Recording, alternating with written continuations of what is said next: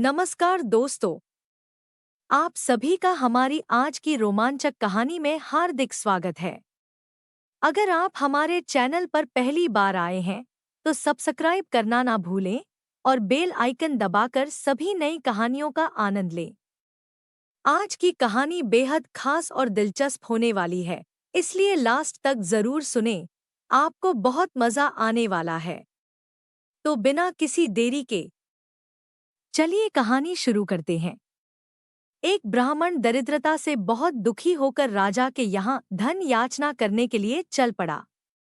कई दिन की यात्रा करके राजधानी पहुंचा और राजमहल में प्रवेश करने की चेष्टा करने लगा। उस नगर का राजा बहुत चतुर था।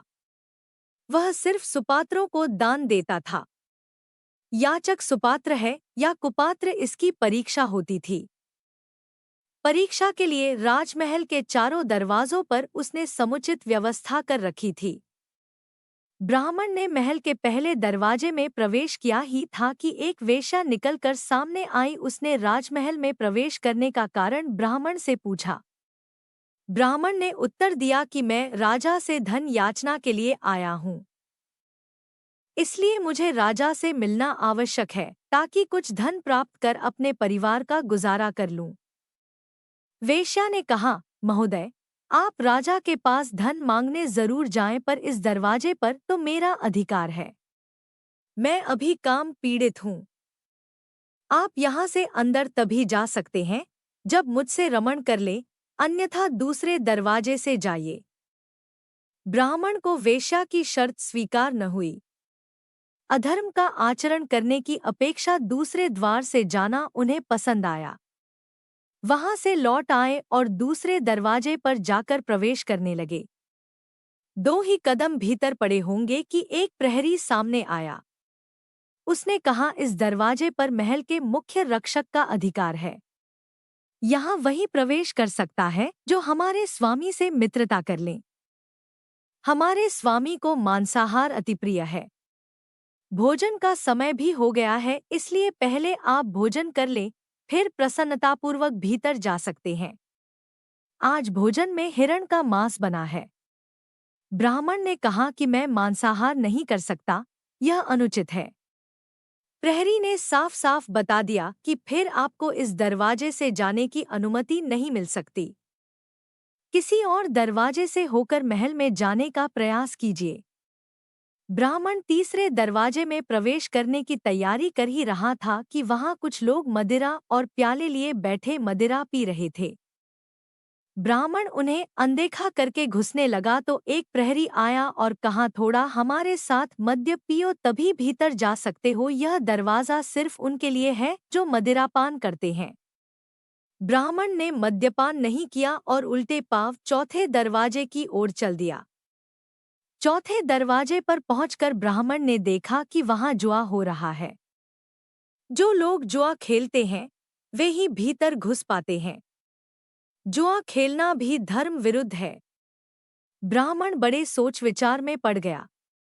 अब किस तरह भीतर प्रवेश हो? चारों दरवाजों पर धर्म विरोधी शर्तें हैं। पैसे की मुझे बहुत जरूरत है, इसलिए भीतर प्रवेश करना भी जरूरी है। एक और धर्म था तो दूसरी और धन। दोनों के बीच घमासान युद्ध उसके मस्तिष्क में होने लगा। ब्राह्मण जरा सा फिसला। उसने सोचा, जुआ छोटा पाप है, इसको थोड़ा सा कर ले तो तनिक सा पाप होगा। मेरे पास 1 रुपया बचा है, क्यों न इस रुपए से जुआ खेल लूं और भीतर प्रवेश पाने का अधिकारी हो जाऊं। विचारों को विश्वास रूप में बदलते देर न लगी। ब्राह्मण जुआ खेलने लगा। 1 रुपए के 2 हुए, 2 के 4, 4 के 8। जीत पर जीत होने लगी। ब्राह्मण राजा के पास जाना भूल गया और अब जुआ खेलने लगा। जीत पर जीत होने लगी। शाम तक हजारों रुपयों का ढेर जमा हो गया। जुआ बंद हुआ। ब्राह्मण ने रुपयों की गठरी बांध ली। दिन भर से खाया कुछ ना था, भूख जोर से लग रही थी। पास में कोई भोजन की दुकान न थी। ब्राह्मण ने सोचा, रात का समय है, कौन देखता है चलकर दूसरे दरवाजे पर मांस का भोजन मिलता है, वही क्यों ना खा लिया जाए। स्वादिष्ट भोजन मिलता है और पैसा भी खर्च नहीं होता, दोहरा लाभ है। जरा सा पाप करने में कुछ हर्ज नहीं। मैं तो लोगों के पाप के प्रायश्चित कराता हूँ, फिर अपनी क्या चिंता है, कर लेंगे कुछ ना कुछ। ब्राह्मण ने मांस मिश्रित स्वादिष्ट भोजन को छककर खाया। अस्वाभाविक भोजन को पचाने के लिए अस्वाभाविक पाचक पदार्थों की जरूरत पड़ती है। तामसी विकृत भोजन करने वाले अक्सर पान, बीड़ी, शराब की शरण लिया करते हैं। कभी मांस खाया न था, इसलिए पेट में जाकर मांस अपना कर्तव्य दिखाने लगा। अब उन्हें मद्यपान की आवश्यकता महसूस हुई। आगे के दरवाजे की ओर चले और मदिरा की कई प्यालियां चढ़ाई। अब वह 3 प्रकार के नशे में थे। धन काफी था, साथ में सो धन का नशा, मांसाहार का नशा और मदिरा भी आ गई थी।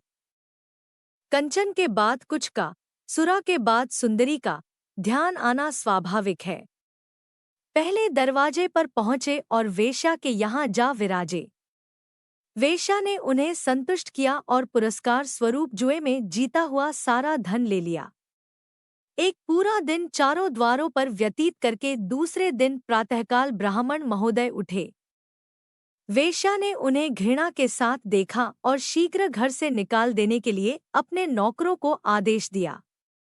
उन्हें घसीटकर घर से बाहर कर दिया गया। राजा को सारी सूचना पहुंच चुकी थी।